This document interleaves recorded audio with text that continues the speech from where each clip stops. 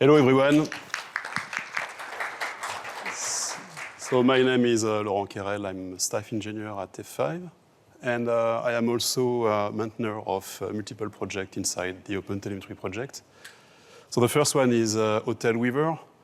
That's a tool that we will extensively present during this presentation. And the second project is Otel Arrow. It's an experimental protocol to optimize the transport and data processing of telemetry streams. Dinesh? Hello, everyone. I'm Dinesh. I'm a staff engineer at Datadog. I'm also the founding member of OpenTelemetry team at Datadog.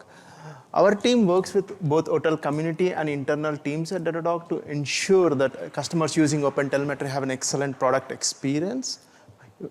And the issue we are going to present, which is represented by the diagram, here is what happened with our customers in production, where they had a broken observability.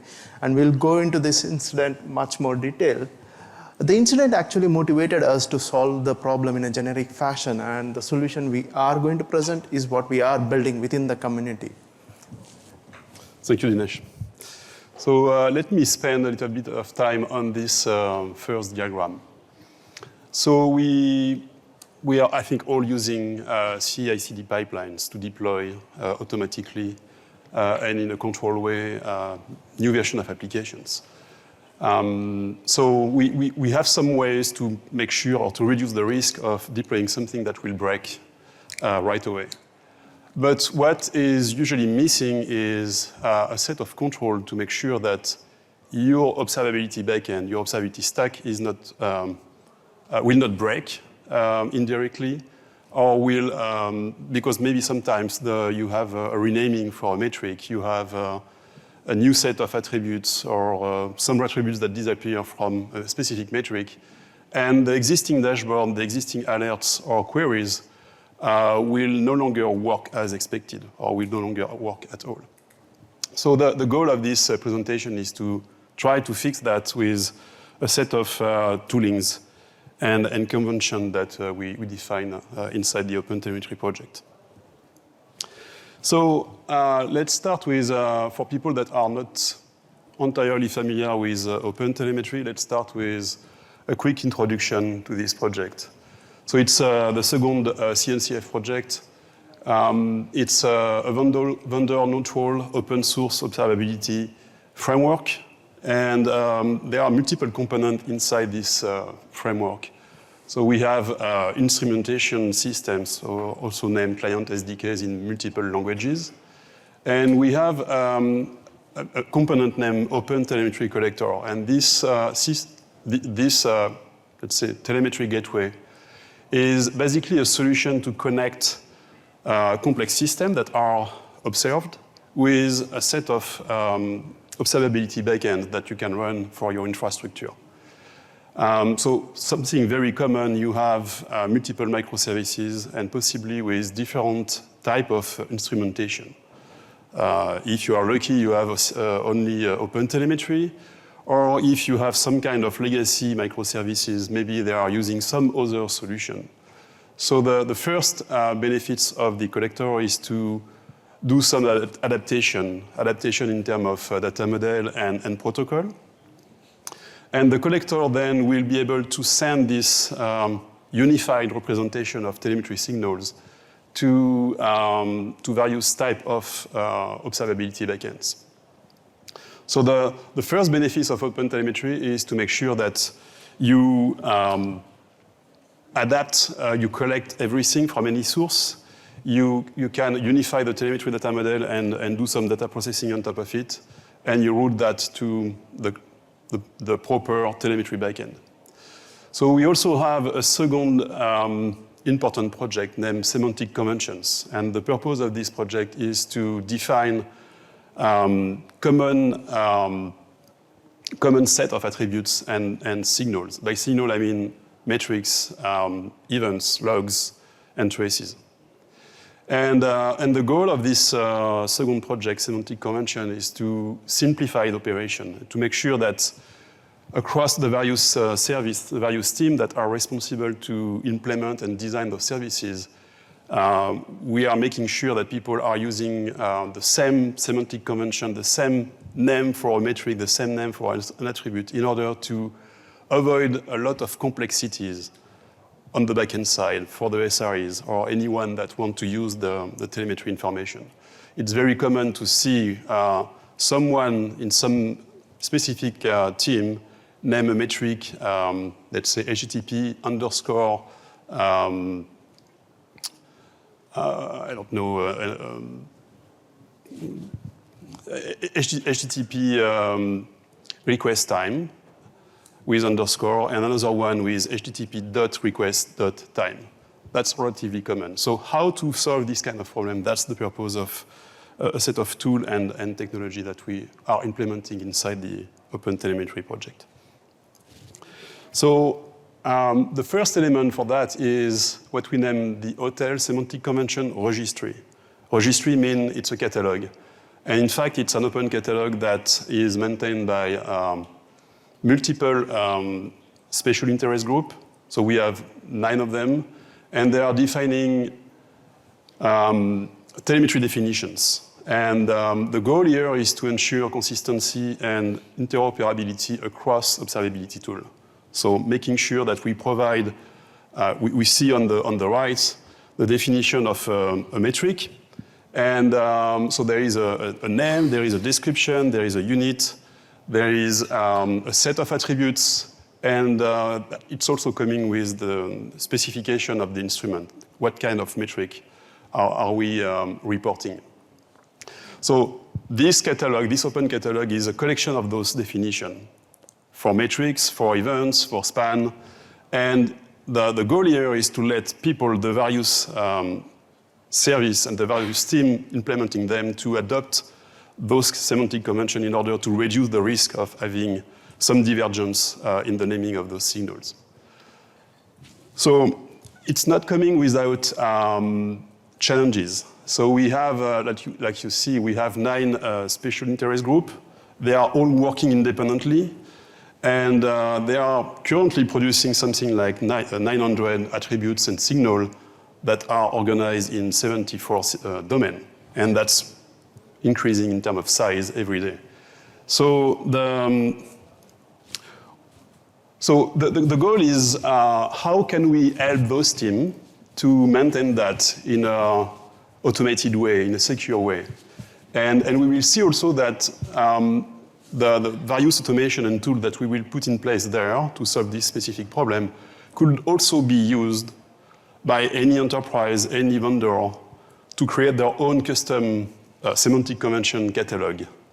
And they can use the same kind of tooling to ensure the same guarantees.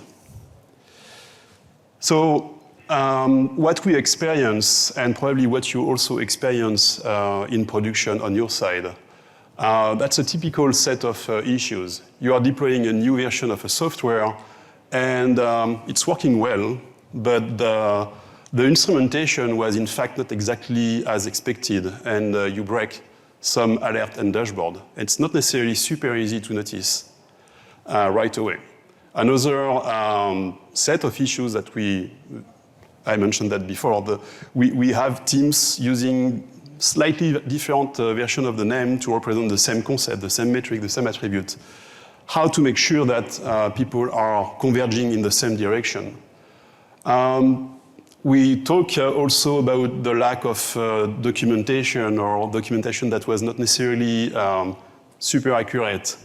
How can we make sure that we increase the quality of the telemetry catalog produced by this group of people? Or in your enterprise, how can you make sure that the custom metrics, custom span, and so on are properly documented? So we need some kind of control to make that happening. And finally, it's not uncommon to spend a lot of time in production, because some metrics or some attributes are missing or incomplete or not exactly working as expected. Again, how can we make sure that we fix that? So the tooling that we are creating is basically something that is first able to detect any breaking changes in a catalog. We also control the upgrade and downgrade, and Dinesh will talk about a new type of processor that could be deployed inside a collector to ensure that you are able to downgrade the version of your signal if you have not the time to basically upgrade your backend. We are also able to identify deviation from naming conventions, so we can basically make sure that, okay, every underscore are unauthorized. So these kind of policies are configurable and supported by this OpenTelemetry Weaver project. We also make sure that all the required fields are properly defined, and we also are able to generate documentation in a markdown format. And we can extend the system to create documentation in various other formats also. And it's a new feature that is not yet fully available, but what we want to achieve with this Weaver project, we really want to do the same kind of control that already exists in a standard development lifecycle. So where you have unit tests and you have coverage mechanism to basically test the various elements of your system and having the assurance that you have, you already cover, let's say, 80% of your code. It's a good indication that you have enough tests to get trust on your system and on the corresponding deployment. So we want to get the same kind of testing and coverage for instrumentation. So Weaver can be also used not only as a tool to check and generate code and documentation from a specification, but it also can be used directly in your CI/CD pipeline as an OTLP listener, so an OpenTelemetry listener, and all your tests, unit tests or integration tests, can send their telemetry to this system, and this system will check the compliance of every signal received with a registry that you specified. And then at the end you get, okay, there is a gap, or we didn't cover 70 or 80%, depending on the threshold you want to achieve. So that's the type of new capability that we want to support. So this tool is named Weaver. It's a CLI tool, also available as a Docker image, and is supporting multiple commands. So we have a resolve command. It's basically generating an aggregated version of this distributed set of YAML files. There is a Weaver check command that I will detail just after this slide. That is used to apply that to make sure that you follow the best practices. We have a generate command to generate markdown document, but also the various client SDK currently supported by OpenTelemetry. So at least the part that is related to semantic conventions. So all the language construct that will represent an attribute or represent a metric or an event will be generated with this tool, and it's already in place in the OpenTelemetry portal. And recently we added an option to compute differences between various versions of the same registry, and that's what we will use with the schema processor that Dinesh will present. Okay, so it's a very quick presentation of the default Otel policies currently supported. I don't want to spend too much time there, but we for example, we make sure that we never remove elements. We make sure that we never, if you have something that is stable, it will not go back in experimental/development mode, this kind of stuff. We also obviously check the naming conventions. Is it following the pattern that we expect? This kind of thing. So now a little bit more deeper description of what Weaver is able to achieve. Like I mentioned, Weaver is coming with multiple commands. So this one is a description, an overview of the Weaver registry check. And In fact, Weaver is an extensible tool. You can extend Weaver by adding new templates, adding new policies very easily without recompiling the entire system. So how that works? Let's say that you want to check that your registry is following some best practices. You will provide the registry as an input parameter, and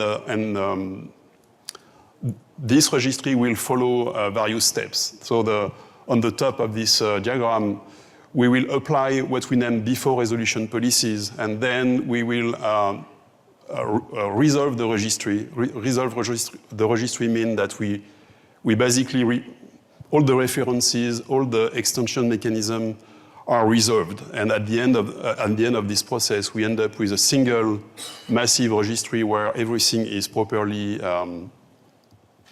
known without references and without having to understand how things are overridden. Then we have a second stage of policies, the after resolution policies. And for each of those stages, you can provide your own policies, and we will see how it's feasible easily. And in the case where you are providing two registries, so an already released version of the registry and a new version that you want to use for your system, we have a third stage of policies that is there to compare and make sure that we follow the compatibility rules that we want to apply to make sure that we don't break anything. The output of this command is, if there are, a list of violations that will be displayed directly into your CI/CD pipeline and that you can use to understand what to do to fix the registry. So this is an example of policy. Obviously, we provide a lot of default policies. So if you don't want to go into this level of customization, it's not a big deal. But so basically what we did is reusing, I think, a relatively well-known policy language named Rego. That has been introduced by the Open Policy Agent, a well-known product used massively in Kubernetes. So we basically provide a way to extend Weaver with this kind of Rego policies. So the next command is Weaver registry generate. So there is the next parameter to the generate command is basically the name of a set of templates. So we have some default templates. One is named Markdown, and some other are named with the corresponding client, the language for a specific client SDK. So if you want to generate a client SDK in Java, C#, Rust, Python, you just add behind the generate the name of the language, and you get the client SDK generated. So the way that it's working, we have a collection of templates. It's based on Jinja. And this collection of templates are named. So one of these collections is Markdown, and another one will be, like I said, different name for different languages. You can use this system to generate other things. If you want to generate an HTML or, I don't know, whatever type of artifact that you want to derive from a registry, it's entirely feasible. You can also integrate this kind of system into your own enterprise data catalog if you are already using one of them. That's entirely possible. So the last type of command that I want to describe today, and we have some other commands, but that's the most important one. The last one is what we name the Weaver registry diff. And this command is, again, taking two registry it's two versions of the same registry, and we have an automated way to compare them and compute a diff. And this diff, that's the kind of artifact that could be used by something like a schema processor to do this upgrade or downgrade transformation that we want to apply in order to avoid, to maintain a specific version, for example, in the backend, to make sure that we don't break anything. And Dinesh will talk more about that. But that could be used also for if you want to create a migration guide, so you are, let's say you are a vendor, you have, so for myself, we at F5, we do load balancer, firewalls, and other things like that, security-oriented product. So we can use this kind of tools to generate a telemetry catalog corresponding to a specific product. And when we have a new version of this product, we can generate a migration guide. That could be automatically generated by this kind of command. So there is no longer option or possibility of human mistake because you forgot something. It's fully automated. Thanks, Laurent. Now that we have seen how semantic conventions evolve, let's talk about the collector, the core component of OpenTelemetry. OpenTelemetry collector is a vendor-neutral agent that allows us to collect, transform, and process all kinds of telemetry signals. It works via data pipelines. It has receivers, processors, and exporters that you can use to build a pipeline. Let me pause here. I want to see how many folks are running Otel collector in production. Raise your hands. Wow. Like 30%? Okay, that's a lot. Okay, let's look at a simple Otel collector pipeline here, right? Like we have 3 services which are producing traces. We have one pipeline which is using, sends traces to the observability backend. It samples the traces and sends them. The other pipeline is using span metrics connector to compute red metrics.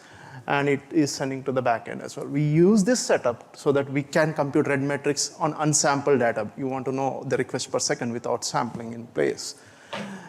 This all looks, in this example, we are using span metrics connector and computing red metrics over 4 dimensions, which is http.method, status code, deployment environment, and service name, which is pretty typical red metrics dimensions we want. This all looks good and great and works nicely. Can anyone tell me what was the assumption we made when we defined this pipeline? Anyone? Okay. I think this, unknowingly, we have defined the pipeline by using the attribute name we are tied to a semantic conventions. Because the semantic conventions, as we have seen, can evolve, that can happen a different way. So this is true for any processor. Anytime you use some processor and an attribute name in the collector, you are defining that pipeline to a specific semantic version. That is something people don't assume, but that's the nature of the pipeline. So in here we have, let's look at this scenario, right? Here we have a team which is maintaining service B has decided to upgrade their Otel SDK version. In this case, they went from, when they upgraded the Otel SDK version, they implicitly updated their semantic conventions as well. So in this case, they are producing new telemetry with the semantic conventions of 1.27. And what happened in between those 2 versions was that the environment name, deployment.environment, got renamed to deployment.environment.name. So the change was, as a result of this change, the red metrics are no longer computed over environment dimension. This is what happened with our customers. So one of the teams updated and implicitly, unknowingly, they broke their dashboards, they broke their alerts, and they were flying blind in production. It took us a lot of time to track down the issue that, okay, the issue was because of the semantic conventions. What we described here, is not an isolated incident. It's not like, it doesn't change often. What the issue repeated itself when HTTP semantics got stabilized, in which case what happened was http.method got renamed to http.request.method and also broke the customer's environment. They are no longer seeing red metrics for those. As an SRE who's managing Otel collector pipeline, we want to avoid these kind of scenarios. We cannot control which teams update their software and which team is going to produce a new semantic conventions and break all the dashboards and alerts. And that's the thing we want to solve for. And this is the problem we are proposing to solve by using a schema processor. Schema processor transforms the incoming telemetry data into the target schema versions. And in this case, we are using target schema version as 1.26. And this enables us to define the pipeline configuration, which is specific to the target version. By using the schema processor, the first processor in the collector pipeline, we can convert the incoming telemetry signal to match the target versions. The schema processor is able to do these transformations because of two things. First, the incoming OTLP payload defines the semantic version of the payload using an optional field called schema_URL. So the incoming payload has a schema URL which tells the schema version what's the incoming semantic conventions. And the second, it uses the telemetry schema transformations. These is what is produced as an output of a Weaver diff command. So Weaver is able to tell, okay, there is a difference between these two semantic conventions and this is the transformation, and that goes as an input to the schema processor. And based on these, the schema processor does either an up transformation or down transformation, because you can have, in this case, it is doing a down, but there can be a scenario where you need to do an up transformation as well.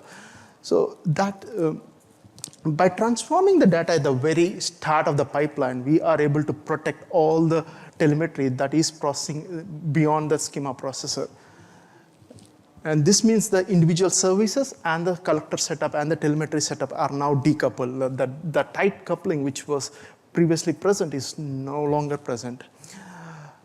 And now if you run through the example, right, like the semantic conventions of 1.27 of service B, which was producing deployment.environment.name, gets remapped. The schema processor will rename the attribute to deployment.environment, and that will not break red matrix anymore because span matrix connector is able to still use the same name. This solution all looks good and great, but it always comes with the limitations. The schema processor is in active development. I'm happy to announce that it is going to be part of collector contrib in the next release, I think, which happens next week. So that's great. It took a lot of effort for us to get it there. The second bigger issue is the schema URL is an optional fill in the whole payload, right? Which makes the SDK doesn't enforce that it is set. So it is sometimes left to the user to ensure that they set the schema URL. If the schema URL is not present in the payload, schema processor doesn't know whether it needs to do an up transformation or down. So it just ignores the payload and sends it down for processing, which is not what we want. So there is still something we want to avoid. And if the changes are not bijective, like the schema processor cannot programmatically do anything, like if there is a merging of metric names or splitting of a matrix, those are the things we are unable to handle programmatically, and we are still working through those things. Currently, we are using schema file format 1.0, which doesn't help us handle complex transformations. And unfortunately, we are still updated manually. Like this file was defined in the very early stages of OpenTelemetry, and we still are updating manually with no checks in place. So there is some error prone in there, so we want to automate that as well. With that, let me see what we are working within the community as the next things. There are lots of things in our pipeline, and this is a whole bunch of lists. The first thing I want to talk about is we want to extend Weaver to support multi-registry, which we believe is going to be the most common use case. Vendors, observability vendors like us, Datadog, want to define their own semantic conventions, and every OpenTelemetry has their own semantic convention. So we want the Weaver tool to be able to work with registries. And obviously, the other thing is we are working towards a new schema file format. We want it to be self-contained registry, which allows us to do up and down transformation. There is a lot of debate we are having in the community on this topic. What's the format, what kind of transformations we want to handle, and how, and what language do you want to define the transformations? I think that's a lot of interesting things happening in there. Like I said, the schema processor is just released, so it's still in an alpha state. We want to stabilize the schema process, make sure it's production ready, and we can recommend everyone to use and define it in the collector pipelines. I think is still exciting work there. The scenario we have seen, I think one of the interesting questions we need to ask ourselves, how can we avoid an catch that scenario of deviation of semantic conventions during the development phase. This is where we believe Otel Weaver live check is going to help. So what we want is we write tests for code, but do we write tests for like the telemetry produced by the applications? I think that is an answer, most likely no, because we assume the telemetry is always present.